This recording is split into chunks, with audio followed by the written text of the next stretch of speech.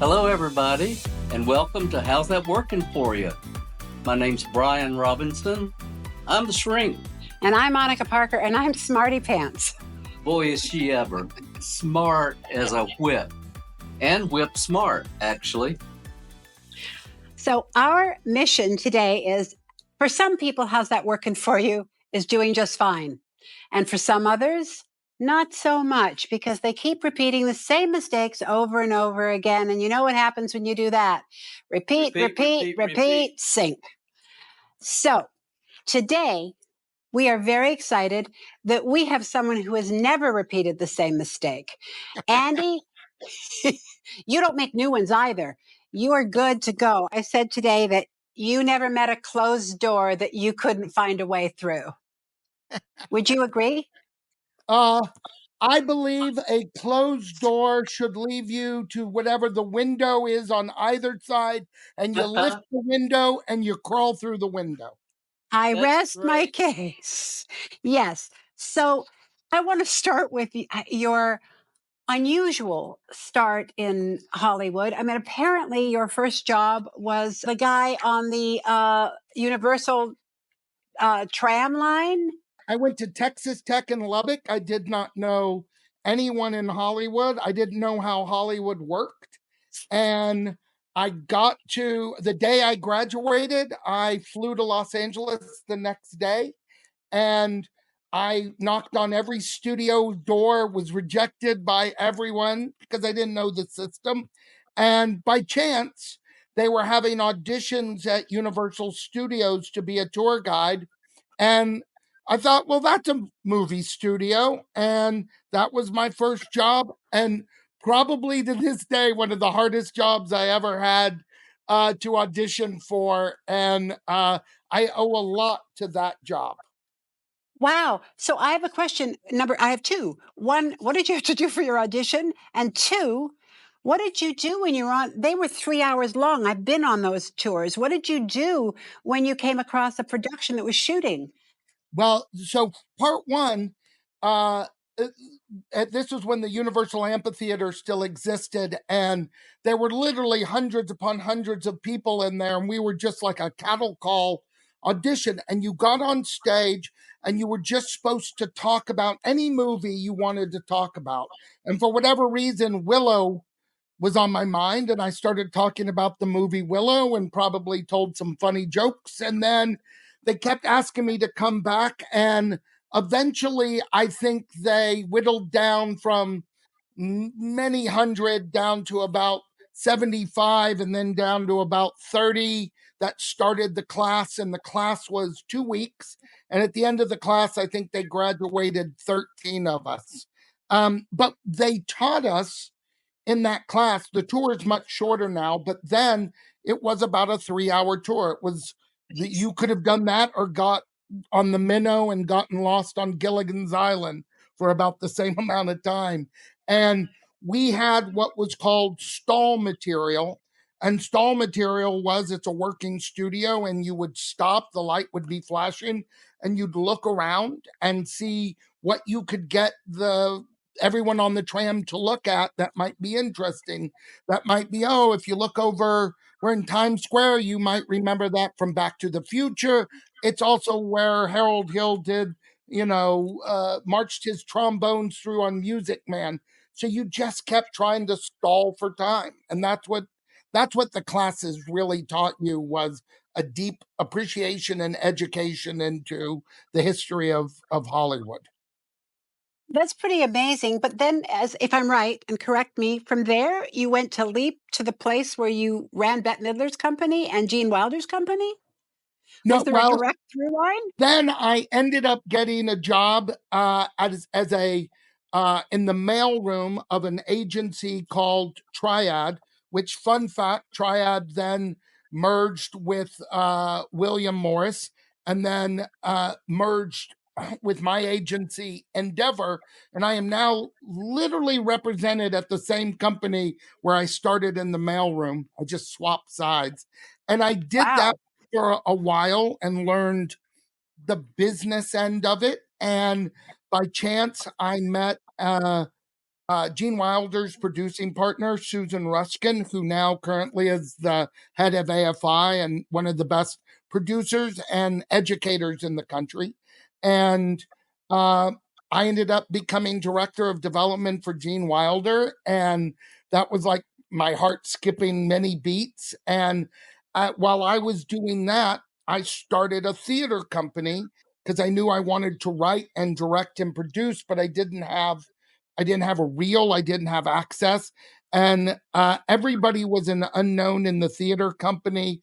Molly Shannon, Ann Heche, Andrew Schaefer, John Lee Hancock, John Zinman, Patrick Massett. And the theater took off. And ultimately, we built what is now where the Hudson Theater is located on Santa Monica and Hudson. We built the Fountainhead Theater Company. And then, so I was doing that. And then I went to Bette Midler's company and headed up development. I was the all boy at All Girl Productions. And years later, I got the chance to direct The Divine Miss M and Parental Guidance with Billy Crystal. So I went from being working for her to working with her, I guess.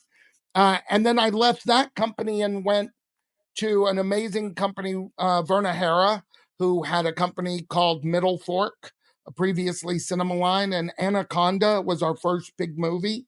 And Oh, yeah. around that time, it was kind of time for me to start focusing on my own path, sort of in terms of directing and writing and producing. And so all of those steps, everything I've done from tour guide to now, all of those are valuable steps. Many challenges, but I'm blessed to have had every one of those opportunities. So, Andy, I have a question. What you're describing is an amazing career on the outside. What was on the inside of you that your tenacity, where did that come from to go from a tour guide to where you are today?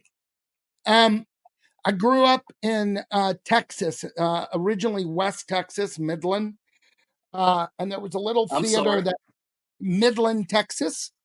And there was a little theater that my father, who passed away when I was 16, was very active, the Midland Community Theater. And he was a geologist and a paleontologist for Shell Oil. And at night, he would go to the theater and work on shows. And so I grew up seeing that you had to put the work in. Nobody was coming to you. You put the work in. And it was a work ethic that I so appreciated. And I didn't realize I was learning at such a young age. But it was also, he loved theater so much and film and television. He didn't need to be the star on Broadway to do it. He just enjoyed doing it. Did your family, were they happy for you when you decided, I'm going to Hollywood? uh, I'm not sure happy is the word. I have two brothers that are lawyers and one brother that's an engineer. So me saying I just graduated from college and I'm going to Hollywood seemed uh, not a smart business decision. My mom uh, asked me right before I left. She said, and she drove me to every audition in school growing up, everything I need to do. Mom was there. But mom said, I don't understand why you're going to Hollywood. How do you think you can make it when so few people can't? And my honest response is, well, somebody has to make it. Why can't it be me? So I never thought I didn't have a chance. I just felt I needed to get there and figure it out. Andy, you had a great role model, your dad. So we have a question that's been asked from someone on the street. They wanted to know, are there any actors that stood out as role models, as amazing human beings? And did they teach you anything about yourself? Yeah. Again, I was so blessed working with Gene Wilder and Bette Midler, who uh, I learned so much from uh, as storytellers, as people, as compassionate human beings. And And that time early on was amazing. And truthfully, every time I do a project, I am blessed to learn something. I did You Again, and I had such an amazing cast with Betty White and Jamie Lee Curtis and Sigourney Weaver and Victor Garber. And I remember sitting for hours with Betty White, and we had Cloris Leachman, and I'd have Cloris and Betty on either side, just draining them of knowledge of everything I could learn. And so I feel blessed to have had these opportunities. Billy Crystal not only was a producer on that movie, but a great mentor. And I had two wonderful director mentors, the brilliant Gary Marshall, who not only did he mentor me as a director, but a wonderful actor who I had the chance to direct in film and television, and the wonderful director Dick Donner, who, along with his wife Lauren Schuler Donner, also equally wildly impressive, were great mentors for me early in my career with She's the Man. And I'm a sponge for knowledge. I feel young, old. I feel like I can learn from anybody if I take the time to ask the right questions and just get to know them. I think so many people, everybody has a story, and hopefully we can all learn from each other. So you're a lifelong learner, is what we would call you. Definitely. Are there any incredible? You've had some incredible shows and movies. Is there one in particular that you've produced or directed that's your favorite? Oh, I always say it's like my children. Depending on the day, maybe I like one a little bit more than the other.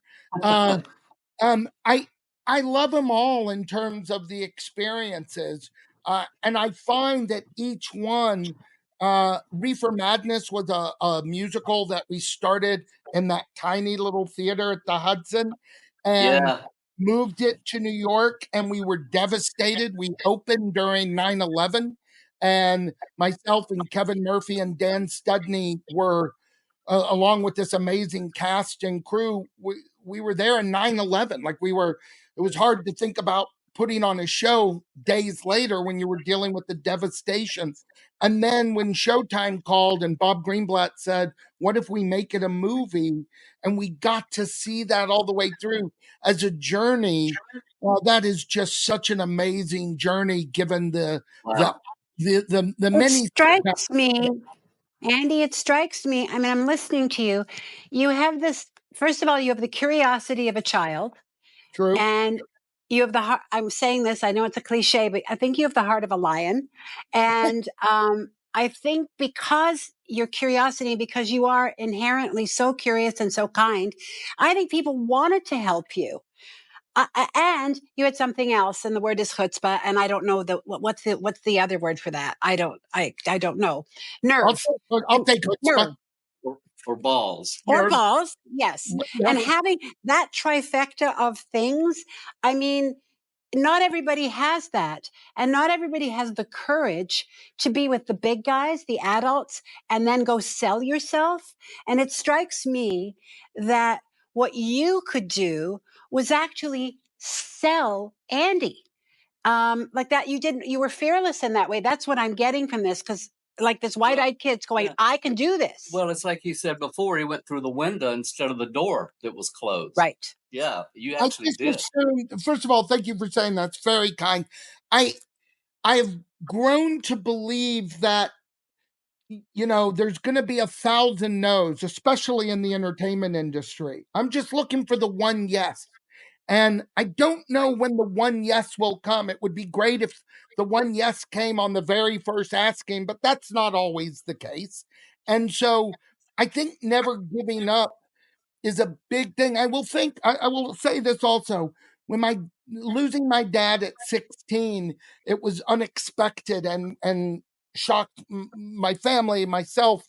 But what it gave me was this belief early on that life truly was short and precious. And my mom and my dad had always talked about taking this big world trip. That was always, and they had four boys that they were putting through school, and it never happened. And I was always driven by the notion that it didn't happen because of a variety of reasons, but mostly we just push things off. And I just have taken the approach in my career that if I'm going to let someone say no to me as a project, stop what I'm doing, I would have stopped a long time ago. And maybe it's not the right project. Maybe my approach is not right, but I just look at projects and people I'm working with as just long term investments and not short term. Andy, how old was your dad when he died? You were 16. He was 54. Wow. So, wow, Yeah. that's young.